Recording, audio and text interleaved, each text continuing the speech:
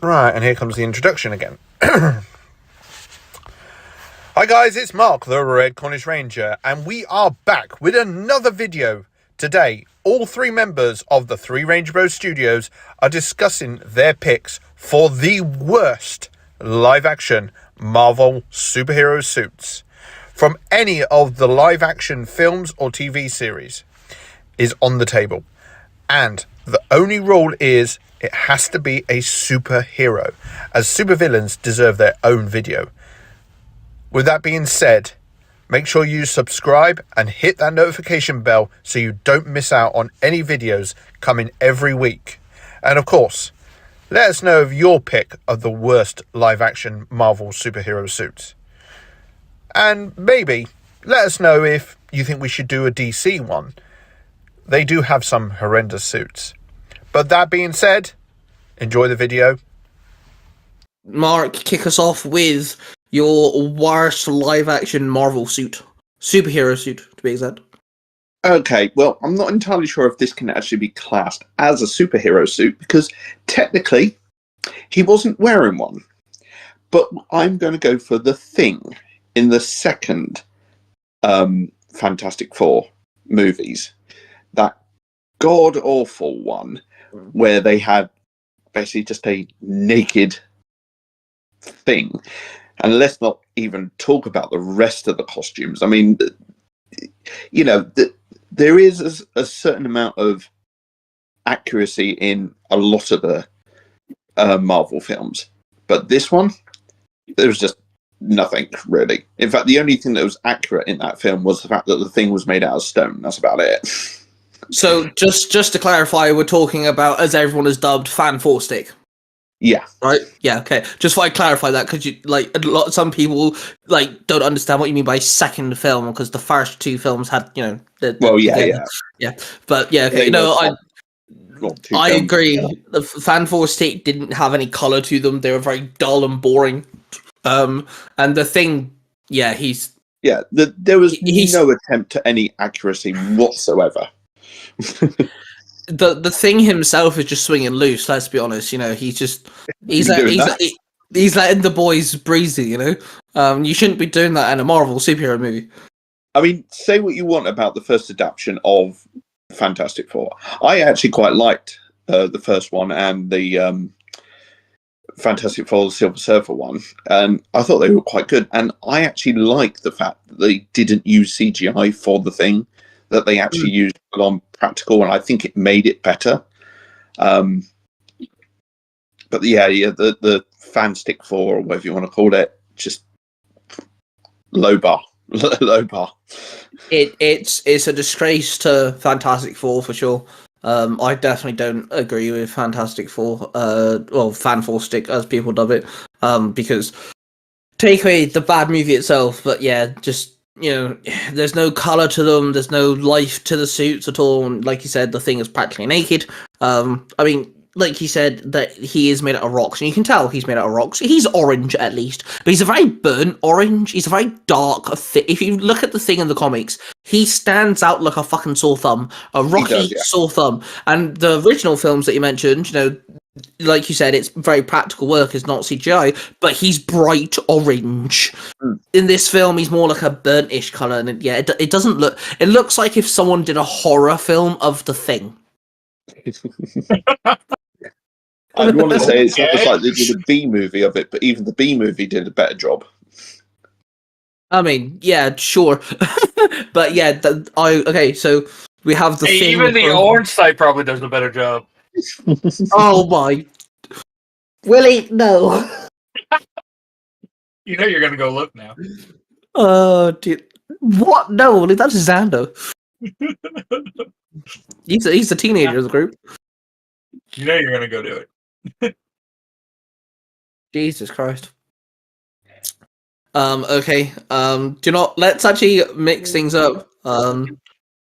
So I think I'll go second, because we'll mix things up a bit. I went with the black suit version of the Sam Raimi's Spider-Man, which of course comes in Spider-Man 3. I do not like the black suit. As much as I do love Sam Raimi's suits in the trilogy, I think they're amazing. I love the way that the web just really stands out. It's the very 3D-esque. The visor looks really good, with eyes, what I meant. Logo's phenomenal, but the black suit is literally getting the suit and scribbling it black, which if you actually look at the comic book black suit, and then we look at, Spider-Man's normal suit, they are very different to each other. The logo's different. He has no webbing pattern. He's a solid black color, sometimes with like purple highlights, depending on the artist, because sometimes purple's used as a highlight for black. It's Sometimes very red and blue. yeah. It's a very good contrast and opposite to the main Spider-Man suit. I do not like Sam Raimi's version of it. It's just your suit painted black, and there's no. He doesn't look menacing. He doesn't look, evil or nasty or anything. It's not a good suit at all. It's a poor excuse for a black suit. And okay, granted, technically speaking, maybe Spider-Man wearing the black suit, he's not a full-blown superhero because he's just, he's more aggressive and stuff. But yeah, it's a sad excuse. I do like the effects of the symbiote in that film, the way it crawls on him and it builds the suit. I do like that, but the actual suit itself is, as a person who absolutely adores Venom and the black suits, and I love the origin of how the black suit came to be in Marvel and things, like the outside, like the actual creativeness behind it and things. I just don't. It's a 0 out of 10. Worst Spider-Man suit we've ever had. Yeah, let's face it, they left the dark and evil side to it, to that bloody dance. Yes, yeah, they put more attention to the dance than they did the suit. Why?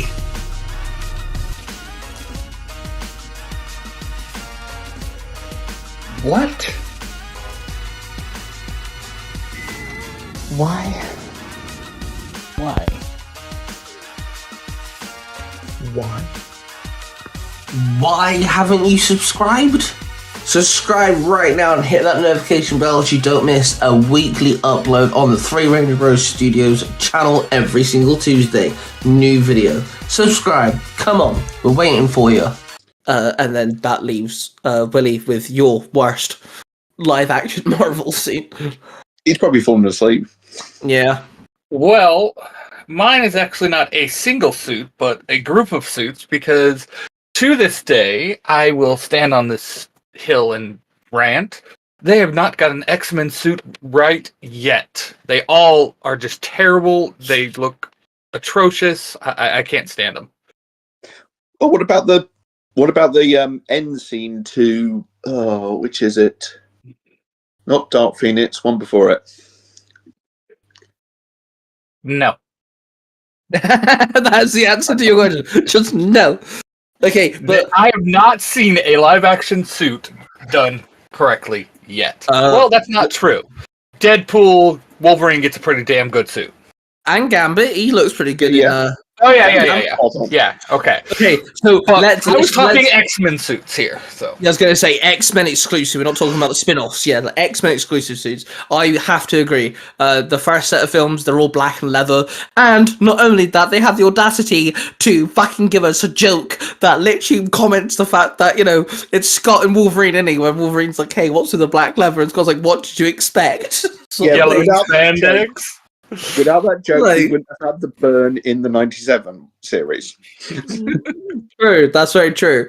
And then the reboot, air quote reboot, I guess, because they're connected technically. But the next generation set of movies, they're all exactly the same. Granted, we have some color. Finally, we have some color. That's good, but they're exactly the same.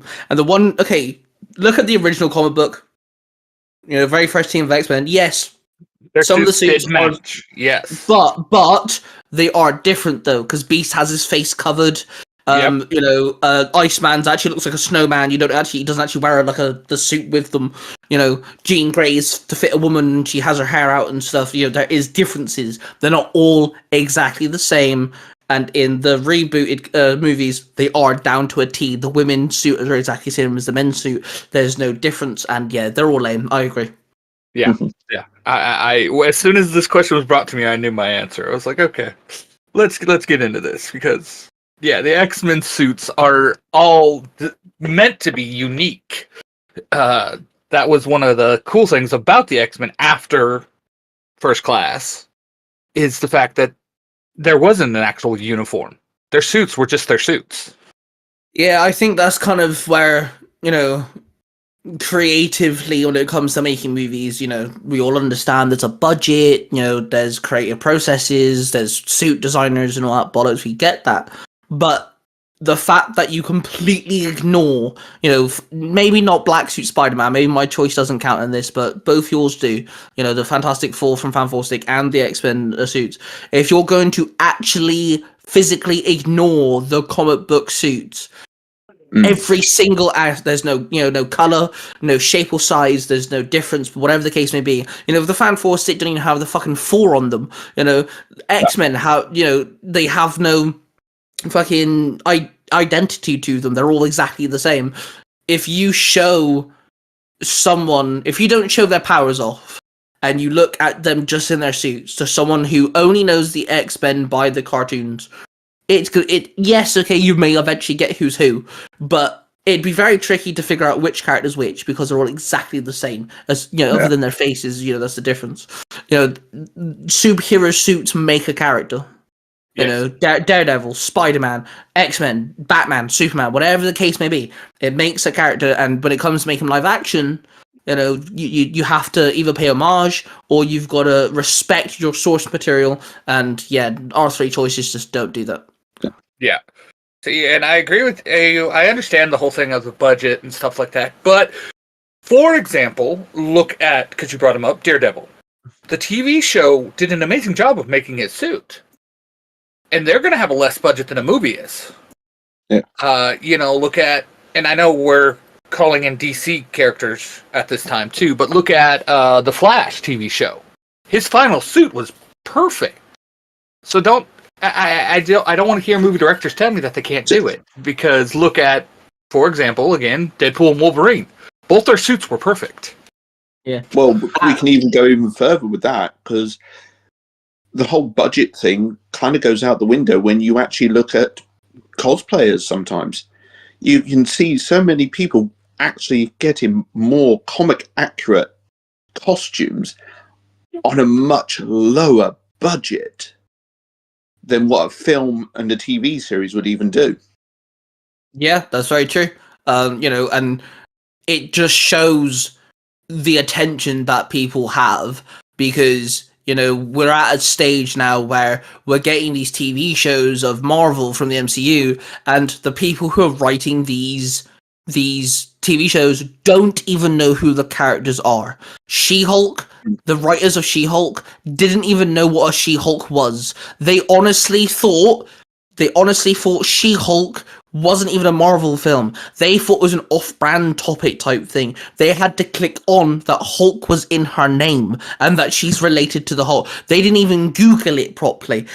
One of the writers didn't even know what a She-Hulk was. And, they're giving the attention to these writers and suit designers to the wrong people. At least know your source material.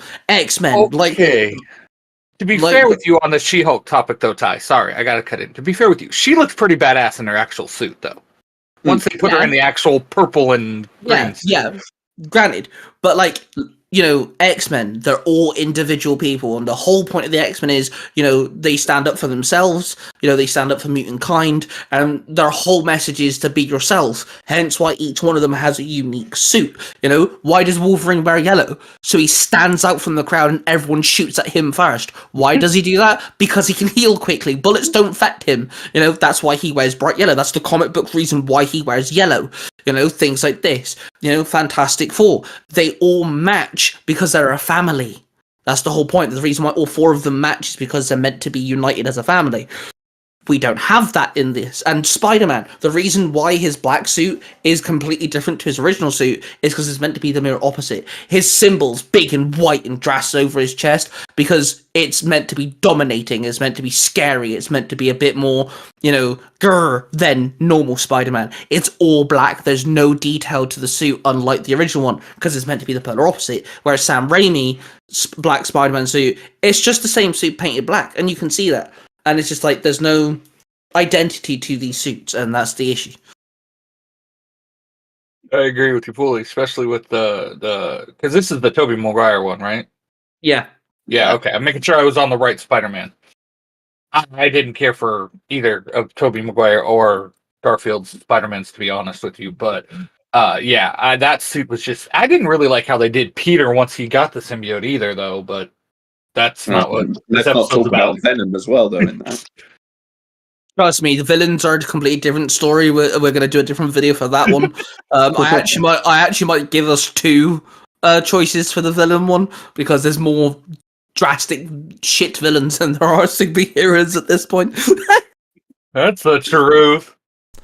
And there we have it, folks, another video done by the Three Ranger Bros Studios. I hope everyone is enjoying the content that we are producing, and we decided to dive away from Power Rangers. Power Rangers is the reason why we all know each other, but we did want to do something a bit different, and I hope you guys are enjoying the variety of content on the channel. There will be some different videos coming out soon. We do obviously dive back into Power Rangers, but we've got some interesting and different videos coming out, so keep an eye out for them.